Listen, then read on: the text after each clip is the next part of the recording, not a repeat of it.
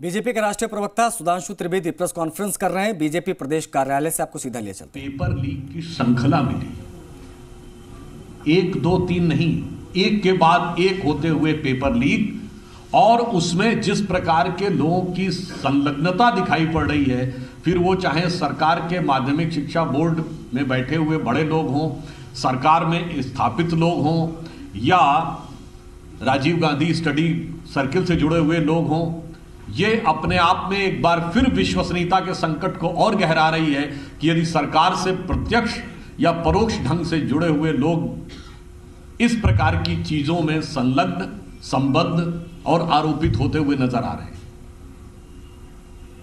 और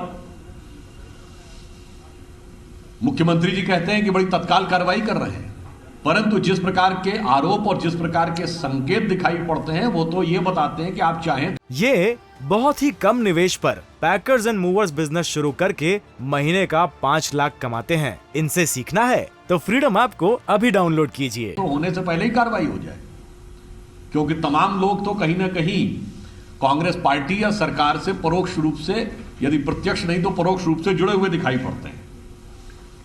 और उससे भी अधिक दुख की बात यह है कि राजस्थान में कभी कानून व्यवस्था को लेकर इतनी बड़ी चुनौती नहीं थी जितनी इस सरकार के समय में हो गई।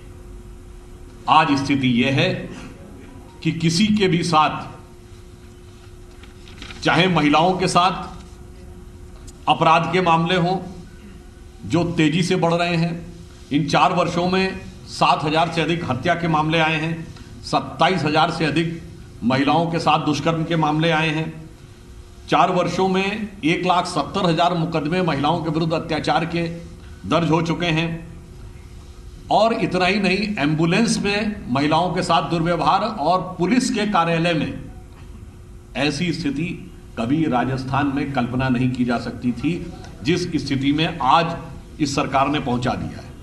फिर कट्टरपंथी शक्तियों को जिस प्रकार का प्रश्रय दिया गया है, जो हौसले बढ़ाए गए, चाहे पीएफआई जैसा संगठन जो बाद में प्रतिबंधित हो गया उसको रैली निकालने की परमिशन हो, या अत्यंत कट्टरपंथी शक्तियों के द्वारा किसी का सर काट देना, और उसके बाद ये वो सरकार है, उस पार्टी की सरकार है जो कहती है कि हम गांधी जी की विरासत के 1 and only exclusive whole sole copyright holder हैं। यानी गांधी की अहिंसा के एकमेव स्वघोषित स्वयंभू उत्तराधिकारी इतनी घनघोर हिंसा के बाद मुंह में दही जमा कर बैठते हैं, और फिर जनता के मन में आक्रोश उठना बहुत स्वाभाविक और सहज हो जाता है। और इसलिए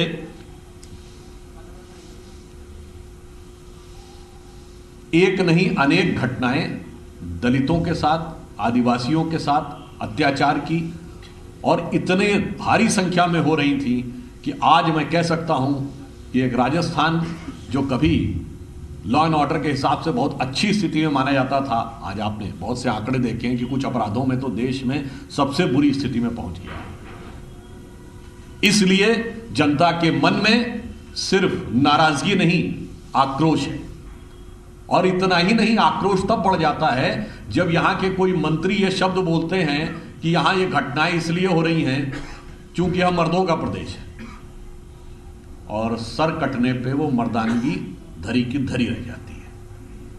और इतना ही नहीं, यहां के मुख्यमंत्री जी याद करिए, अभी करीब शायद 1 या 1.5 महीने पहले की बात है, बोले थे 56% केस जो महिलाओं द्वारा दर्ज किए जाते हैं वो गलत होते हैं। कितने बड़े वो सांख्यिकी और आर्थिक और इस मामलों के गणित के। बुलेटिन में इतना ही। नमस्कार। ये बहुत ही कम निवेश पर पैकर्स एंड मूवर्स बिजनेस शुरू करके महीने का 5 लाख कमाते हैं। इनसे सीखना है तो फ्रीडम ऐप को अभी डाउनलोड कीजिए।